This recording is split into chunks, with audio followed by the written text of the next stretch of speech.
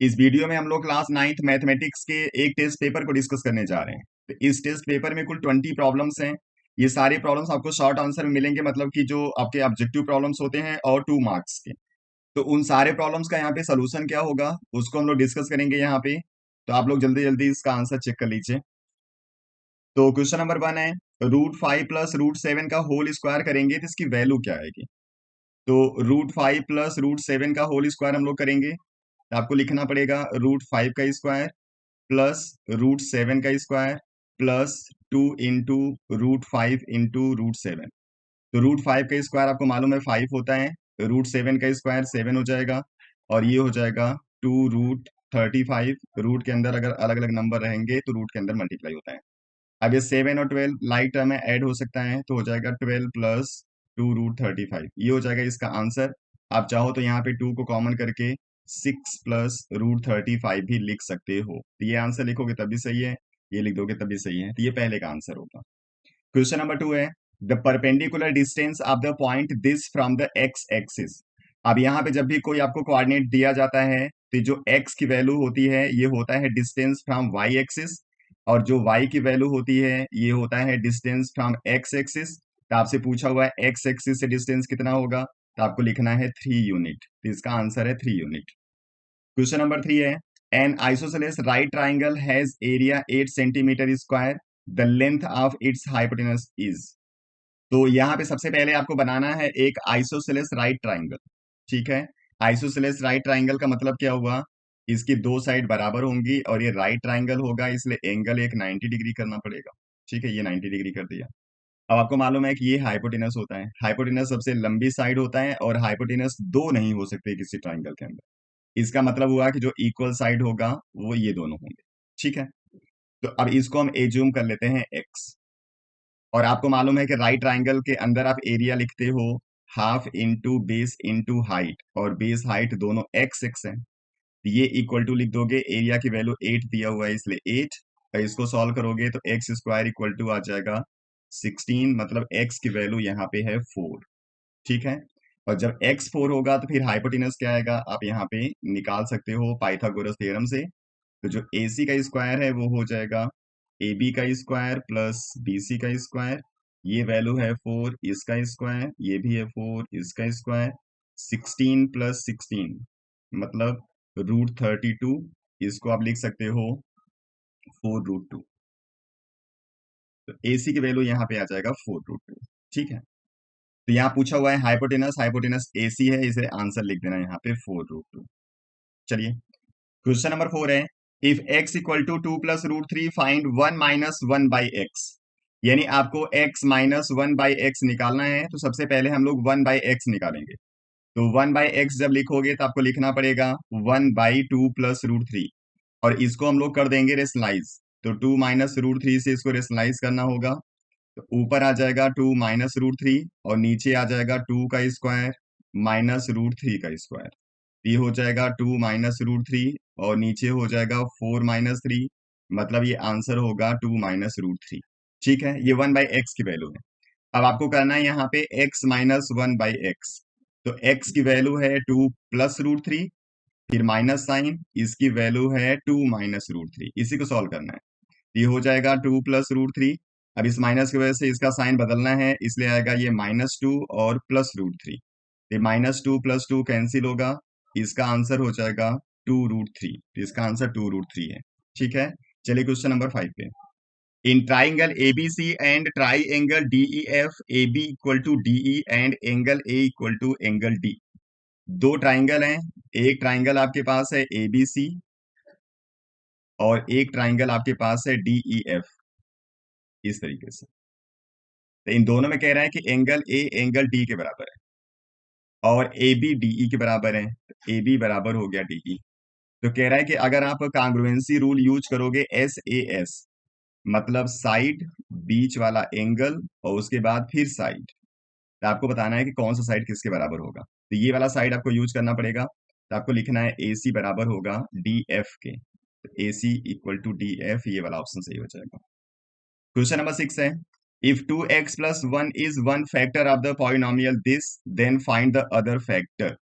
मतलब एक फैक्टर दे रखा है, ये आपका क्वाड्रेटिक पॉलिनोमियल है, इसलिए दो फैक्टर आएंगे, तो दूसरा फैक्टर आपसे पूछ रहा है, तो इसका मिडिल टर्म स्प्लिटिंग करके दो फैक्टर निकाल दो, उसमें एक फैक्टर ये होगा, दूसरा वाला आपको आंसर लिखना है।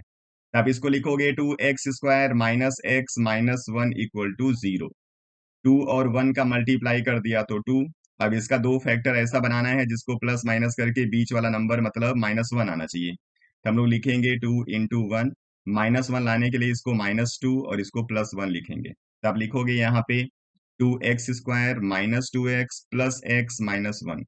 यहाँ से 2x को कॉमन किया तो x-1। यहाँ पे कुछ कॉमन नहीं है इसलिए +1 कॉमन करेंगे तो x-1। x-1 एक फैक्टर है, 2x+1 एक फैक्टर है, 2x+1 हमने यहाँ पे दे रखा है, इसलिए दूसरा जो इसका फैक्टर होगा वो होगा x-1, इसलिए आंसर लिख देना है x-1। क्वेश्चन नंबर 7 है, the number obtained on rationalisation of 1/√7 - 2। ये है 1/√7 - 2, रेशनलाइज करेंगे तो √7 + 2 से ऊपर नीचे करना पड़ेगा इनटू, तो ऊपर हो गया √7 + 2, नीचे हमेशा a² - b² होता है, इसलिए √7 का स्क्वायर -2 का स्क्वायर करना है। ये हो गया √7 + 2, ये हो जाएगा 7 - 4, तो आंसर आ जाएगा √7 + 2/3। ये हो गया इसका answer. Question number 8, the product of a non zero rational number and irrational number is. जब कोई आपके पास एक रेशनल नंबर होगा और एक कोई भी इरेशनल नंबर होगा, तो कह रहा है कि इसका जो प्रोडक्ट होगा वो रेशनल होगा कि इरेशनल होगा, तो आपको लिखना है इरेशनल होगा, इसलिए इसका आंसर होगा irrational. Question number 9, semi perimeter of a triangle with side 13, 17 and 24 centimetre is. तो सबसे पहले आपको पेरीमीटर निकालना होगा, जिसमें तीनों साइड को हम लोग ऐड कर देंगे, और इसको ऐड करोगे तो आपको मिल जाएगा 30 और 24 मीन्स 54। सेमी पेरीमीटर पेरीमीटर का आधा होता है, इसलिए आपको करना पड़ेगा 54/2, तो आ जाएगा 27 सेंटीमीटर। ये हो गया इसका semi perimeter. Question number 10, if triangle A B C congruent है triangle P Q R के, तो आर क्यू किसके बराबर होगा? तो यहाँ पे आप यहाँ कांग्रुएंसी से लिख सकते हो, ए बी बराबर होगा पी क्यू के, बी सी बराबर होगा क्यू आर के, ए सी बराबर होगा पी आर के, इस तरीके से हम लोग करते हैं। तो यहाँ पे लिखा हुआ है आर क्यू, आर क्यू के लिए आपको सी बी लिखना पड़ेगा, जिस ऑर्डर में लिखा जाता है उसी ऑर्डर में आपको ये लिखना होता है, क्योंकि हर एक रिस्पेक्टिव साइड या फिर वर्टेक्स उसके करेस्पॉन्डिंग वर्टेक्स या साइड के बराबर होता है, तो यहाँ पे इसका आंसर होगा सी बी। अगर आप बीसी लिख दोगे तो मे भी सही हो जाएगा क्योंकि लाइन है वो, लेकिन तो आपको एग्जैक्टली अगर आंसर चाहिए तो आपको सीबी लिखना चाहिए। चलिए क्वेश्चन नंबर 11 पे चलते हैं।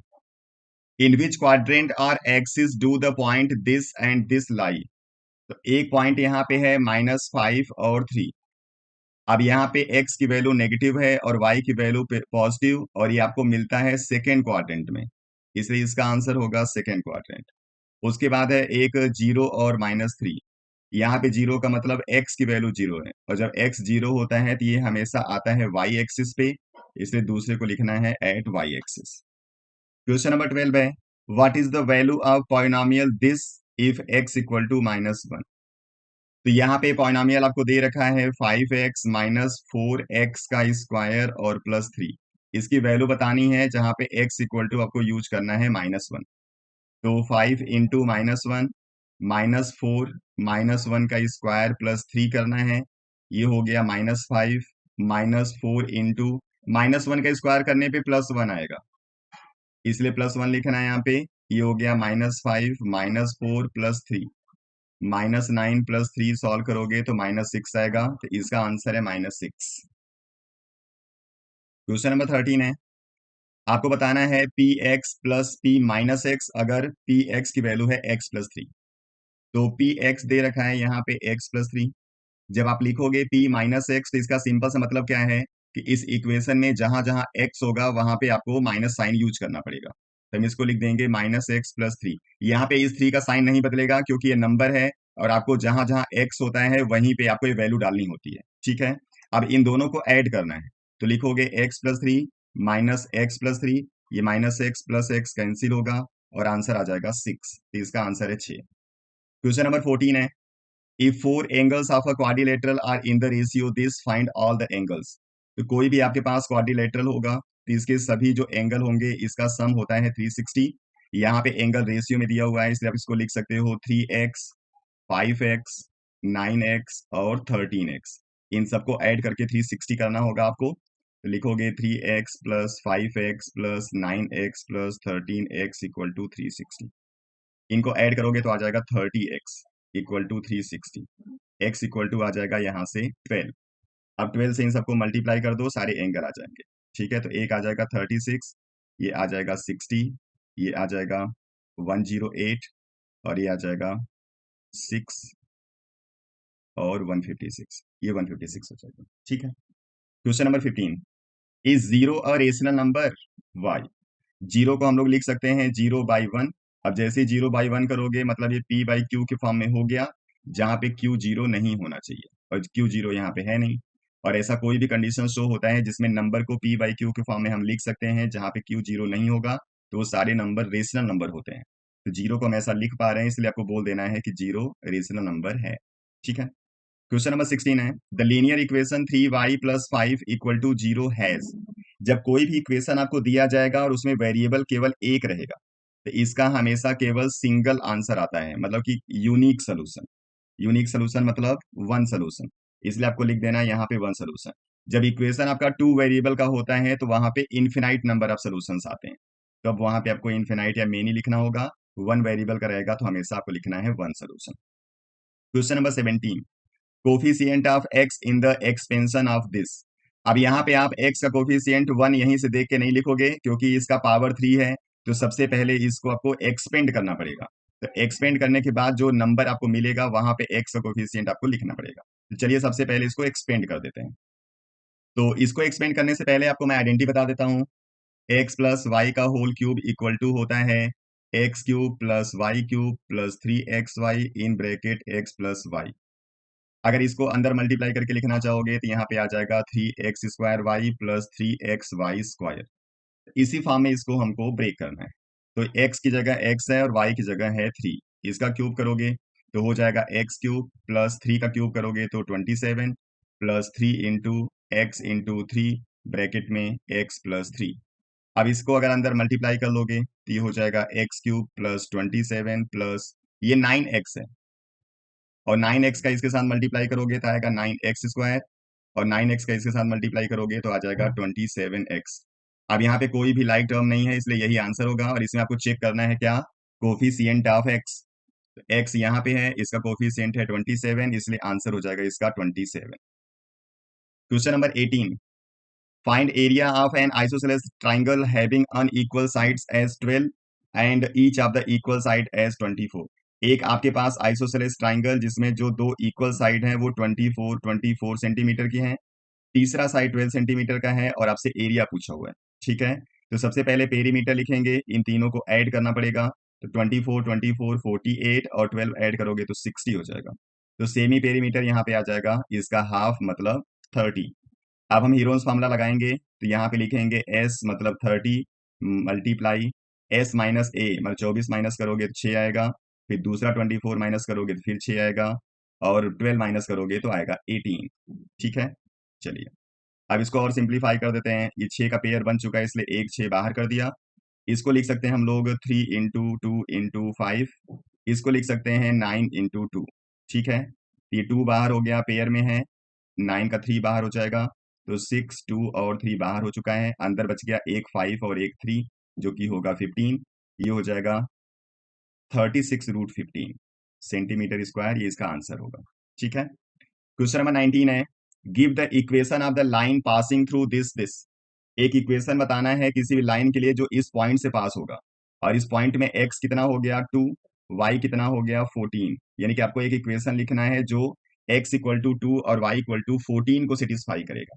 तो अगर आप यहाँ से x प्लस वाई दोनों को जोड़ो तो कितना आएगा 16। यानी इक्वेशन सीधे लिख दो x plus y equal to 16। ये इक्वेशन आपका हो चुका है। अब इसमें x की वैल्यू आपको कैलकुलेट करोगे तो 2 मिलेगी, y की 14 और दोनों मिलकर 16 हो गए। ठीक है, अब इसमें आप 2 से मल्टीप्लाई करके लिख सकते हो, 3 से मल्टीप्लाई करके लिख सकते हो, 4 से मल्टीप्लाई करके लिख सकते हो, मतलब कि बहुत सारे इक्वेशन बना सकते हो। ठीक है, चलिए अब क्वेश्चन नंबर 20 पे आते हैं। तो इस प्रॉब्लम में आपको 102 का होल क्यूब बताना है, इसकी वैल्यू कितनी होगी। तो लिखोगे 102 का होल क्यूब, इसको लिखोगे 100 प्लस 2 का होल क्यूब। अब इसको भी हम लोग x प्लस वाई के होल क्यूब से ओपन करेंगे, तो ये होगा 100 का क्यूब प्लस 2 का cube plus 3 into first number into second number, और ब्रैकेट में आएगा x प्लस वाई मतलब 100 प्लस 2। 100 का क्यूब करोगे तो हो जाएगा 16 टाइम 0, इसका हो जाएगा 8, ये हो जाएगा 600, और ये हो गया 100 प्लस 2। इसको अगर मल्टीप्लाई करोगे तो आ जाएगा 60,000 और प्लस 1200। अब इन सबको ऐड कर दो, यहाँ पे आपको मिल जाएगा 1061208, ये इसका हो जाएगा आंसर। ठीक है, तो ये पूरा हो गया पेपर। नेक्स्ट वीडियो में फिर हम लोग आएंगे किसी दूसरे प्रॉब्लम के साथ। आप लोग पढ़ते रहिए, अपना ख्याल रखिए। Thank you.